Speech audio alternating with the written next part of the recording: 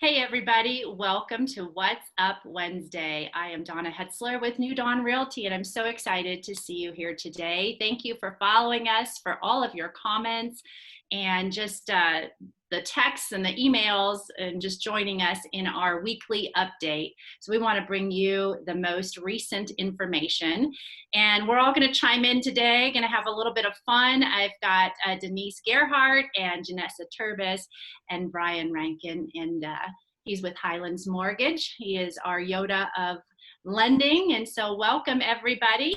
And I'm just going to talk about just the changes in both for buyers and sellers in the marketplace, but in regards to showings. And so this past weekend, all of my buyers were ready to go out and to look at property. And so what happened was I called the showing desk and got showing scheduled. And I had a real issue getting things lined up consecutively for my buyers. And so I know Denise and I were talking about, one of the great things about, having a realtor is that we work with your schedule and we help, you find your goals. And you just got to be a little more flexible in this time with seeing properties with your time frames, because we can't be in a property with another showing. So there's 3 max people allowed at showings for the most part. And you have to wait outside if somebody's showing the house, and then aligning those times up so that we can see, 3 or 4 houses at a time and do it in a consecutive manner without overlapping other showings. So Denise, you had a point about, having a realtor, and we work for you, but you've noticed too, we have to be a little more flexible in today's market, right, with our time frames? Yes, I scheduled 6 showings for a customer and we were only able to see 4. And the reason was not quite so much the scheduling. There has been a change though. One of ours was only allowed 45 minutes rather than the normal typical hour, which is probably enough time for what we're looking at. But we also ran into issues with we had to get keys from security now. That's different. Wow. And the gentleman was tied up with the fire department, so we weren't even able to see that property. And then another one, an agent set it up so that we had to get the code from the agent, and we weren't able to get that. So we decided not to look at that property either. So there's some different things going on. Mm-hmm. Right. It's just being flexible, our buyers being flexible with times. Right. I had a 15-minute showing window. So I text them and I'm like, be on time. Wow. And we can do this. We can get through the house in 15 minutes, but it's definitely been interesting. It's good news for buyers because the buyers are slowly coming back out. So get out there before, it gets too crazy with the multiple offers.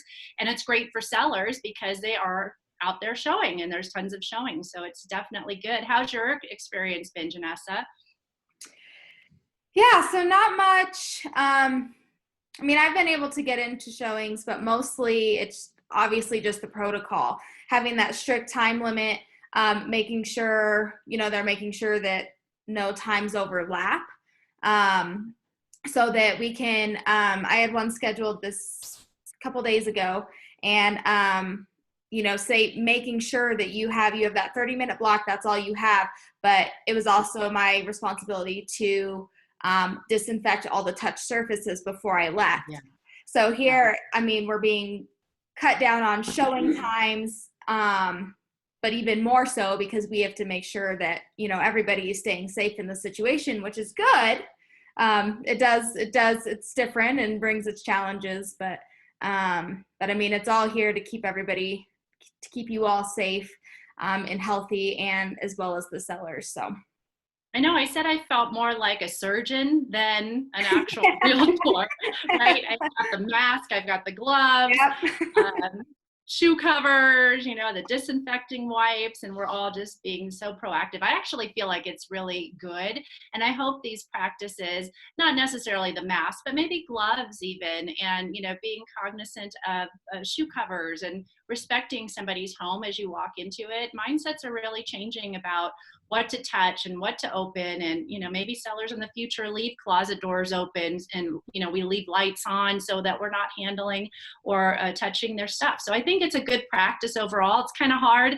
I'm a facial person with smiles, and here I've got this mask, right? You just can't see me. Brian, are you wearing masks and stuff when you go to do in-person meetings, and is it odd for you? I have not had an in-person meeting I think since this lockdown has occurred. So, Wow. yeah, everything's really been over the phone and, over the internet, gathering the information, or my web app. So yeah, that's the part, I don't know, that I guess maybe, I don't know, it's a little disheartening, because you miss that face-to-face interaction. Not that it was I would say ever since a lot of technology has been interjected into this business, 90% of the time people choose the technology to get me the information rather than coming into the office like they used to and dropping it all off, and we make copies, and it was even before the scanning and stuff like that. So yeah, it's even just losing the 10% opportunity to actually meet with people. I miss it for sure. Yeah. But I'll tell you, with what you guys are talking about, man, and all the stuff you got to go to.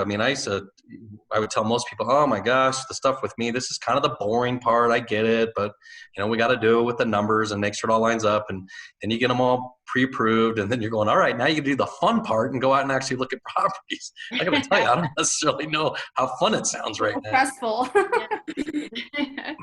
No kidding. That's a great lead, because I had a question. I was listening to, we're doing a lot of Zoom classes right now on our real estate updates and our, what's the word I'm looking for? The extracurricular things that we want to learn to better our businesses. And so I was on one, and the lender had said that you can't formally apply for a loan before you have a contract. So you want to put your new loan application deadline after. You can't put like NA on it, like it's already been done. So I would like you to clarify that for buyers. Like, what does that look like when you apply online versus doing a loan application? When people apply online, really the information that they're putting in is their personal information, where they lived, to your history, need on the minimum on that, where they work, to your minimum history on that, which then imports into the Fannie Mae approved 1003 form loan application. So they're doing a loan application before they get out shopping. And I don't know of any rules out there that state that you cannot do a loan app prior to going under contract. That to me seems like it would be a disservice to you, as well as a disservice to the listing agent and the seller, not knowing if these guys are real or not. Because by doing the loan app, knowing their residence history, knowing their work history, then importing a credit report into there, knowing that they can even credit qualify at that much. We haven't even gotten into the tax returns, W-2s, 1099s, pay stubs, asset statements, which then all that does is just cross-reference what's on the loan app and says, okay, yep, what we stated here, what they make per month, yep, the pay stub verifies that, so cool, that's signed off on. Oh, they said they have this much in assets. Oh, the bank statement shows that, cool, that signs off. So that takes somebody from basically credit qualified to pre-approved. And those are the kind of buyers that you want in your car. Because Right. I tailored the lender letter to even state those small nuances. And I know a lot of other lenders don't do that, but I like to put on there that not only have I done a loan application and pulled their a tri-merge credit report, which is all three bureaus, that I've also seen their tax returns, I've seen their pay stubs, and I've seen their asset statements, and that it's all on there. And more often than not, a listing agent, either when you put in the offer, if you give me their info, I prefer to call and kind of head it off, especially in these multiple offer situations. But if B comes and they call me first, then more often than not, I've heard them say, man, I really like the details in your letter, because it tells them more, which just more often than not, I've seen that make your buyer's offer stronger. Great. But I would say for sure, yeah, they need to do a loan app prior to. And then that way, even when you make the contract offer, loan application completed. Right. Done. That's what I'm used to doing, right? Right. Is putting completed in there. It's done. We are good to go. And he's like, no, you can't really do a loan application until you have a completed contract. And I'm like, I want to talk to Brian about that, because that's not the way we do business. That is so not true. But in all these classes, we always learn something, or we hear something where, I'll talk to the girls and say, that didn't sound right. Let's talk that through. So, but you said that came from another lender? Another lender that was hosting a class that I was watching for extra CE credits too. Was that local or was that a national thing? It was local, yeah. Local, interesting. Yeah. See, the just across, I think for you to maybe for your own peace of mind, I think you could put that toward, because you guys have that legal hotline for realtors. I'd pose it to that and ask, Sure. and that would answer your question right there. And then maybe we could come back to it next week and state, oh yeah, after checking into this, what I was told is not, you can do a loan app, credit report, and all that stuff prior to. Good point. I like the fact, Brian, that you just shared with everybody what we do at New Dawn Realty. We go above and beyond. You just stated that you go above and beyond. That's why you're part of our team. We only have people on our team that have benefit for our buyers and sellers. So thank you for that. Thank you. How about you, Janessa? Anything strange you've seen in the marketplace or anything else? Not really. I mean, it's crazy to me how fast properties are still going. So buyers are getting out. They're seeing properties. Listings are still going. We are still low on inventory. I was going to kind of briefly touch today on like new builds, just because inventory is low, and holy moly, are there so many new builds going up down here. Just down the street from me, there's a whole neighborhood. And I know this particular builder, they build, a lot of inventory homes. So these homes aren't even sold when they start building them. So there's a lot of homes available, but you kind of still get to go through that same process of having a brand new home. And I was just going to touch on how important it is to still have a realtor that has your back when you're doing those new builds. Before I had my license, my husband and I bought a new build, and if we didn't have our realtor with us, these guys that you're guys and women or whatever that you're talking to are salespeople. They're there to get a commission, to get you into a house. You are not like in their best interest necessarily. Right, they're working for their the builder. paycheck. They work for the builder. I tell people that too. I'm like, yeah, they're so sweet. They're so nice. They make you feel so comfortable, but their interest is to the builder, not to you. And it is so important to have a realtor. As a lender, I'm even telling people, have your realtor go with you to a new build. Yeah, even just to look, if you want to go out for a day and go around to look at some of the models, like, let us know. We'll be more than happy to go with you, just because they can kind of be sharks and take advantage of you as a buyer. And we're there to protect you and make sure that the experience is a good one for you, and that you're not being, taken advantage of in that process. So. Yes. And another good point too that triggered was, if you're going to see a new build, make sure you either register your realtor or call your realtor and let them know, so that they can call the sales office and register you as their client if they can't get there in time, because it's super important that the builders are really watching those registrations and if you're being represented by a realtor. So I want to ask, what about here, let me ask you this real quick, Donna. Sorry. What about the buyers out there, if they're out looky-looing around on a weekend, having your guys' business cards? Does that work too? If they're at least turning that in, just saying, hey, this is that way, if they've got a pocket full of cards and they go to 5 different builders, that each time they can at least drop the card off, go, this is my realtor, she'll be in touch if we like what we see. Yeah, that's a really good point. Although our younger generation doesn't, not into business cards type thing, but Maybe you can, if you're like a techie, you can take a picture of our A picture business of it. card or something and then just Yep. show it and be like, hey, this is my realtor. Good point, Yep. Brian. Thank you. I Uh-huh. want to make sure our videos don't go too long because you guys are hanging in there with us every single week. I do want to ask Brian one more question. I want to get a quick little update on rates in the marketplace. Maybe we can do that quickly, and then Janessa will wrap us up.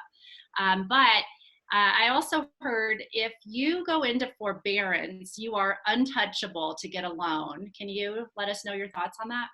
Yeah, he Interesting. also said short sale, Brian. He said short sale and forbearance. Mhm. Well, the forbearance thing right now is the way the rules are written right now. That's true. Right now, if somebody goes into forbearance, it's going to be tough to be able to do anything with them. It'll fall under Fannie's and Freddie's rules with not being able to do a new loan for them. And it could be one of those where then they have to either get it caught up or and have a 12-month clean history.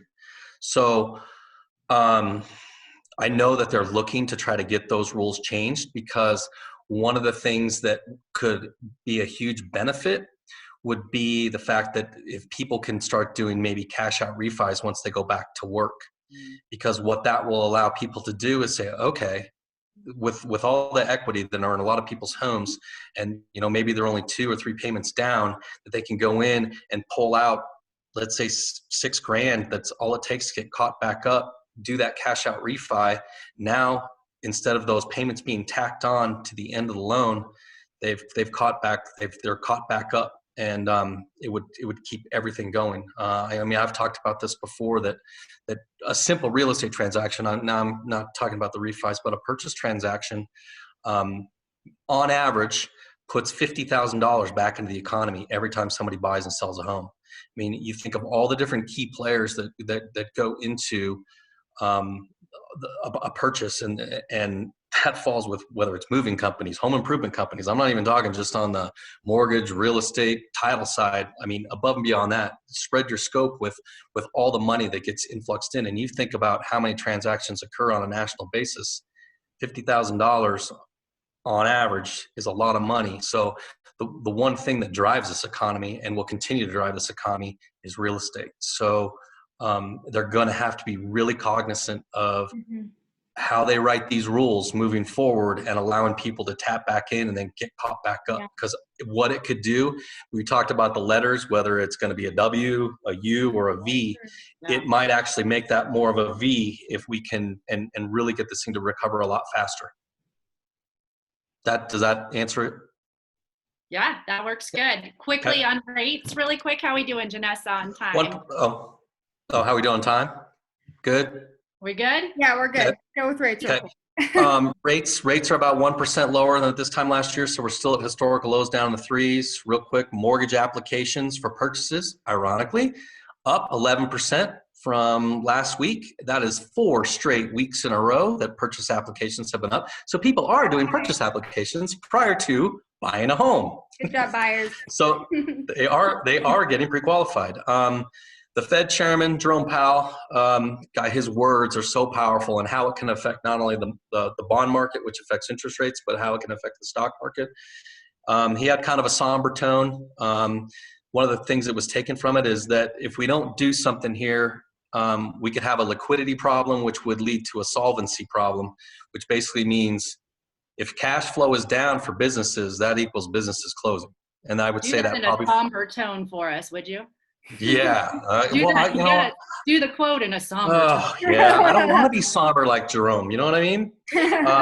But on the other side, this was actually some good news. We'll kind of segue into that. The small business index was released, and plans to hire were down a little bit from 9% to 1%. So it looks like a lot of small businesses are not looking at probably hiring anytime here in the near future. Their capital spending, this wasn't as bad, is saying it's going to be down from, they thought 21%, now only 18%, so that's a little bit better. Here's the bright spot. Small businesses are expecting a better economy. Only 5%, they were thinking that was about 5% were thinking that. It's closer to 29%. So yes, it'll be great when maybe 80% of the small businesses are expecting a better economy, but it's a whole heck of a lot better than 5%. And then here was the other thing that's another bright spot. Disney in China actually reopened. Wow. And they only opened at 25% capacity. That's the max they would let in, but they sold out. So That's awesome.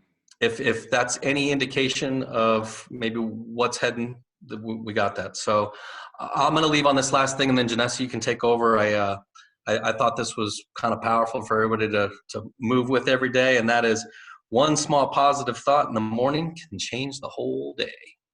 Ooh, love that. Me So too. good. So we want you guys to engage, comment, share this video as always. We'll be doing our drawing at the beginning of June. And we keep tallying every week. So keep entering. With that, let us know what you do every day to start your day off positively, to change your whole day, or what you're going to start doing positively every morning, what you're thinking. If you have any questions, let us know. If there's anything you want us to cover in these videos, let us know. And we'll see you guys next week. Bye, guys. Bye, everybody. Bye. Bye.